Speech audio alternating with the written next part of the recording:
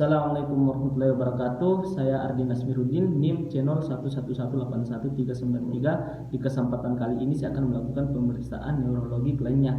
Sebelum saya melakukan pemeriksaan, saya akan mencuci tangan terlebih dahulu.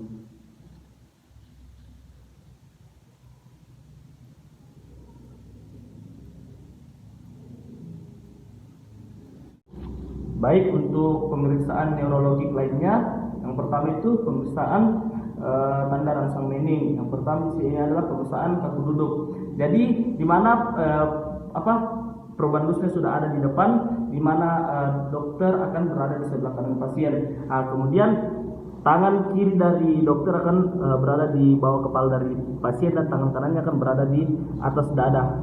Kemudian meminta pasien di sini dokter harus melakukan rotasi dan juga lakukan fleksi. Jadi fleksinya ini harus dagu dari penderita harus sampai ke dada dari penderita. Baik, jadi untuk interpretasinya di mana dalam keadaan normal kaku duduk itu negatif. Kaku duduk dinyatakan positif apabila terdapat tahanan atau dagu tidak dapat menyentuh dada. Kemudian menismus jika terdapat tahanan pada kepala jika difleksikan atau dirotasikan. Pemeriksaan kedua yaitu pemeriksaan klinik sign. Jadi di mana pasien sudah ada di depan saya, kemudian saya sebagai dokter harus berada di sebelah kanan dari pasien. Di mana yang pertama kita lakukan adalah mengfleksikan kita akan fleksikan dari paha dari pasien. Kita fleksikan ini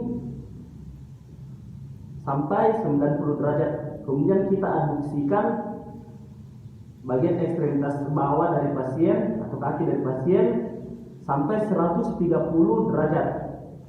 Oke, baik, di sini interpretasinya negatif jika sampai 150 derajat itu pasien masih tidak merasakan nyeri. Kemudian positif jika di mana pasien merasakan nyeri atau kaku jika kita lakukan sampai 150 derajat, atau biasanya dia tidak sampai 150 derajat dan dia kakinya kan sudah merasakan kaku atau nyeri. Itu pemeriksaan Brudzinski 1. Jadi di mana pasien dokter harus berada di sebelah kanan pasien, kemudian tangan kiri dari dokter akan berada di bawah kepala dari pasien dan tangan kanan akan berada di dada dari pasien. Kemudian pasien diminta untuk dibantu dari dokter untuk memfleksikan kepalanya. Jadi dagu dari pasien itu harus menyentuh dari dada dari pasien. Kita lakukan secara cepat. Oke, baik, di sini interpretasinya jika negatif jika ketika tadi sudah difleksikan maka lutut dari pasien itu tidak terjadi involunter. Sebaliknya jika positif itu maka terjadi involunter di lutut ketika tadi dagunya difleksikan. Baik, untuk kedua yaitu pemeriksaan Brudzinski 2, di mana di sini sendi lutut dari pasien akan difleksikan. Jadi difleksikan secara cepat. Ini kita harus fleksikan, semua pemeriksaan harus difleksikan kedua dari sendinya. Baik, di sini harus interpretasinya itu di mana positif terjadi jika fleksi ada pada saat fleksi itu ada involunter pada sendi punggul dan lutut. Dan sebaliknya negatif jika tidak ada involunter pada sendi dan juga lutut. Baik, jadi untuk pemeriksaan Brudzinski 3 di mana kita lakukan pemeriksaan pada os zygomatikus. Kita lakukan penekanan pada os zygomatikus di dextra dan juga di sinistra. Oke, baik, di sini interpretasinya positif jika terjadi involunter pada kedua sendi siku, dan jika tidak terjadi apa-apa itu pada penekanannya itu hasilnya negatif. Oke, baik, selanjutnya pemeriksaan Brudzinski 4, di mana di sini harus dilakukan penekanan pada sintesis os pubis. Tabe ibu. dengan tangan kanan. Jadi kita harus melakukan dengan tangan kanan. Kemudian di sini interpretasinya positif jika terjadi fleksi influenter pada kedua tungkai bawah. Kemudian negatif jika Oke, baik. Keterampilan selanjutnya itu rangsangan fontanel atau kepala. Jadi yang pertama itu kita lakukan inspeksi bagian kepala. Di sini kita harus lakukan penilaian neurase atau tulang tengkorak yang saling menumpuk pada saat lahir. Kemudian kita lihat apakah bentuknya simetris atau asimetris. Kemudian kita nilai ada tidaknya edema pada kepala. Kemudian ada tidaknya sehamimato yang terjadi sesaat setelah lahir dan tidak tampak pada hari pertama karena ditutupi oleh kaput. Kemudian di sini kita nilai ada tidaknya perdarahan yang terjadi akibat pecahnya vena karena jaringan sinus dalam tengkorak. Kemudian kita palpasi bagian kepala, sepanjang garis sutura dan fontanel di mana bayi dalam keadaan duduk dan tenang. Kemudian kita menilai dan mengukur lebarnya. Kita ukur lebarnya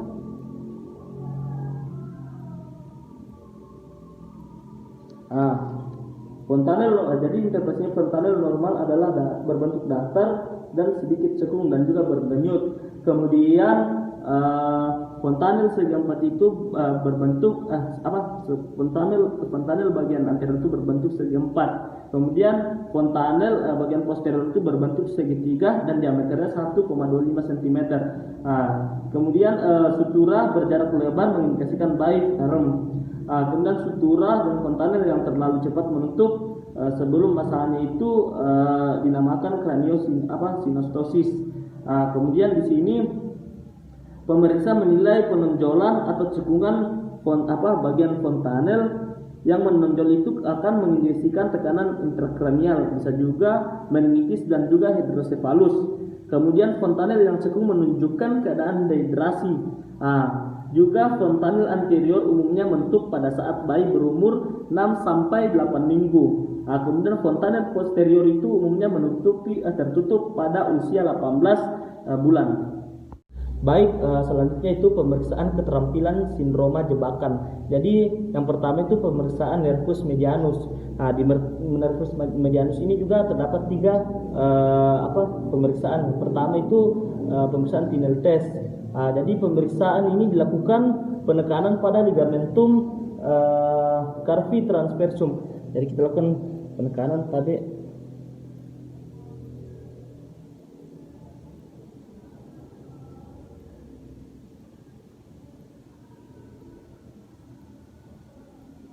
Oke, baik. Di sini interpretasinya yaitu timbul nyeri yang menjalar dari pusat penekanan itu ke daerah-daerah yang dinervasi oleh nervus medianus. Kemudian jika negatif itu tidak ada rasa nyeri dan tidak timbul juga pada daerah-daerah yang dinervasi. Kemudian kedua itu pemeriksaan Valen test. Jadi di mana sini kita harus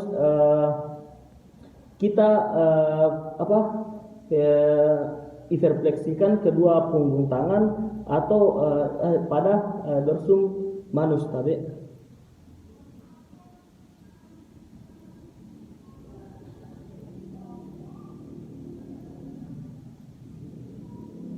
Di sini juga interpretasinya positif jika timbul nyeri. Kemudian pemeriksaan ketiga itu pemeriksaan sensibilitas. Jadi pasien diminta untuk menutup mata, tutup matanya dulu kemudian lakukan sensibilitas jari-jari tengah dari jari 1 sampai 4 1/2 dari keempat.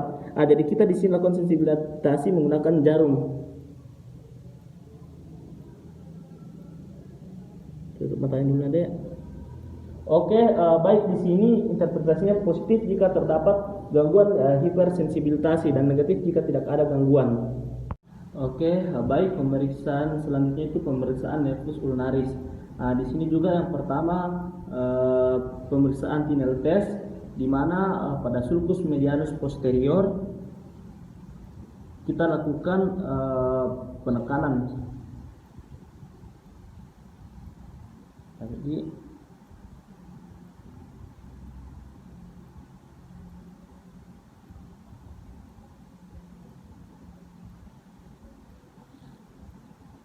Di sini jika terjadi jebakan di daerah tersebut maka akan timbul nyeri pada jaringan pada bagian inferior sampai ke setengah jari 4 di bagian bawah. Kemudian yang kedua pemeriksaan panel test. Panel test. Jadi pemeriksaan panel test ini kita lakukan di tepi lateral dari os pisiformis. Os pisiformis.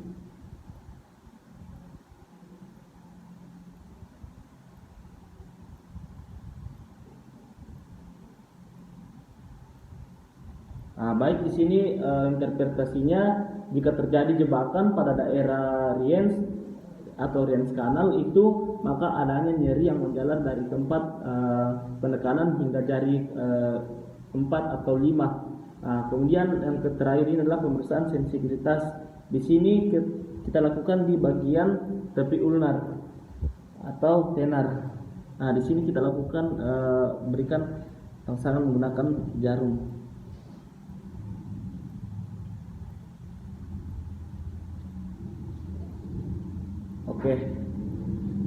Oke, baik. Yang selanjutnya itu pemeriksaan nervus radialis.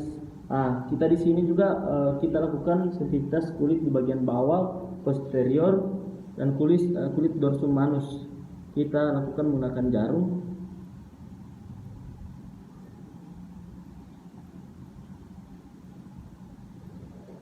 Baik. Yang terakhir adalah pemeriksaan nervus ischiadicus, di mana yang pertama itu pemeriksaan Lascaux test, di mana di sini kita mengangkat subjek atau kaki sambil menahan lutut tetap lurus. Baik, di sini interpretasinya positif jika ada nyeri sesuai inervasi nervus ischiadicus. Kemudian yang kedua yaitu pemeriksaan fisik khusus nyeri punggung bawah. Jadi di sini kita menggunakan pemeriksaan tes Patrick. Jadi di sini kita lakukan letakkan kaki pada malleolus interna dan lakukan penekanan pada lutut yang difleksikan. Kemudian di sini interpretasinya yaitu positif jika timbul nyeri pada lutut. Baik, selanjutnya yaitu pemeriksaan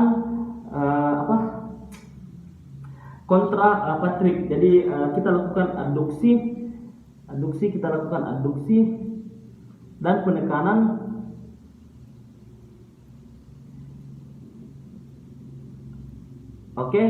Baik, di sini interpretasinya positif jika timbul rasa nyeri di garis secara menjalar. Baik, terakhir adalah pemeriksaan tanda Kofostek, di mana yang pertama kita mengidentifikasi dari wajah pasien titik yang akan kita lakukan ketukan. Jadi biasanya kita lakukan ketukan di bagian processus zygomaticus os temporal, kemudian pertengahan dari arcus zygomaticum dan mulut. Jadi di sini kita lakukan ketukan di titik tersebut. Respon yang didapat berupa kedutan atau tarikan minimal pada saat pada sudut bibir atas atau sudut mulut. Kemudian maksimalnya itu ada kontraksi daerah frontal wajah. Terima kasih, itulah tadi pemeriksaannya. Kemudian saya akan kembali mencuci tangan.